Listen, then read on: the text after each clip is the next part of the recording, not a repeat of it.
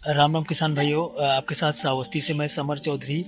आज हम बात करेंगे कि धान की फसल बहुत से किसानों की पक गई है। अब आपको अगर धान की फसल को साधन सहकारी समिति पर बिक्री करनी है तो उसके लिए सबसे पहले आपको क्या क्या करना होगा, किन प्रोसेस से गुजरना होगा। आज हम बात करेंगे किसान भाइयों की जो धान की फसल पक चुकी है और उसे अगर आपको बिक्री करनी है कि आपको वाजिब अपनी धान की कीमत मिले, तो आप किस प्रकार से बिक्री कर सकते हैं साधन सहकारी समितियों पर और उसके लिए आपको किन प्रोसेस से होकर गुजरना होगा। तो आपको हम एक एक कर स्टेप बाय स्टेप बताते चले जा रहे हैं। किसान भाइयों, धान की फसल पकने के बाद आपको धान की मड़ाई कराने के बाद में फिर धान को किसी अच्छी जगह पर बिक्री करना होता है। तो सबसे सहायक और जो आसान तरीका होता है किसानों के लिए वो यही है कि जहाँ धान क्रय केंद्र बनाए गए हैं, यानी कि किस जो धान बेचने के लिए वहाँ आप अपने धान को ले जाएंगे तो आपको वहाँ पे उचित मूल्य भी मिल जाएगा और समय से आपको उचित मूल्य मिल जाएगा। तो श्रावस्ती की अगर बात किया जाए तो श्रावस्ती में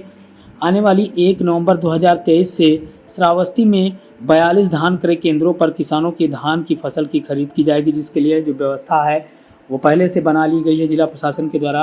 किसान भाइयों, अब आपको बता दें कि आपको अपना धान अगर बेचना है और उसमें आप चाहते हैं कि कोई परेशानी ना आए, समय से आपके धान की खरीद जो 42 धान क्रय केंद्र हैं उसमें हो जाए, तो आपको उसके लिए क्या करना होगा। किसान भाइयों, आपको सबसे पहले अपने धान की बिक्री करने के लिए आपको जो खाद्य विभाग का पोर्टल है www.fcs.up.government.in पर अपना पंजीकरण कराना अनिवार्य होगा। ये पंजीकरण किसान भाइयों आप स्वयं अथवा अपने आसपास स्थित लोकवाणी केंद्र या फिर जन सेवा केंद्र अगर आपके पास है तो उसके माध्यम से भी करा सकते हैं, अन्यथा चाहें तो अपनी मोबाइल से भी करा सकते हैं, वो आपकी सहूलियत के आधार पर है। आपको बताते चले किसान भाइयों कि जब आप अपना पंजीकरण जो कृषि विभाग का, खाद्य विभाग का जो पोर्टल है जो हमने आपको अभी बताया है उस पर करा लेंगे, तो आपके नज़दीक में जो भी धान क्रय केंद्र होगा वहाँ से आपको कॉल आएगी। जब आपका नंबर होगा तब आप जाकर और अपनी जो धान की बिक्री है उसे वहाँ पे कर सकते हैं। और इसके बाद किसान भाइयों वहाँ एक निर्धारित आपको डेट बताई जाएगी, उस डेट में आपका जो धान की खरीद का पैसा है वो भी आ जाएगा। हालांकि जो धान का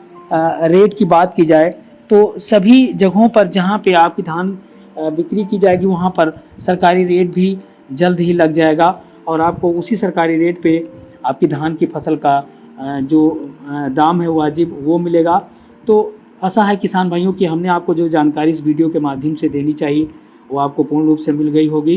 किसान भाइयों, आपको एक चीज़ और बता दें, जैसा कि आप सभी को पता है कि अभी कई किसानों की जो धान की फसल है वो तैयार नहीं है, तो वो इसी महीने के अंत तक तैयार हो जाएगी। तो अगर आप भी अपनी धान की फसल को कृषि जो आपके धान क्रय केंद्र है वहाँ बेचना चाहते हैं तो सबसे पहले आप ये करें कि अपना पंजीकरण ज़रूर करा लें, ताकि समय से आपकी जो धान की फसल है उसकी बिक्री हो सके और आपको उसका वाजिब मूल्य भी मिल सके। तो किसान भाइयों, हमने आपको इस वीडियो के माध्यम से ये जानकारी दी कि आपकी जब फसल धान की तैयार हो गई है आप उसे क्रय केंद्रों पर कैसे बिक्री कर सकते हैं और क्रय केंद्र पर बिक्री करने के लिए आपको क्या क्या करना होगा।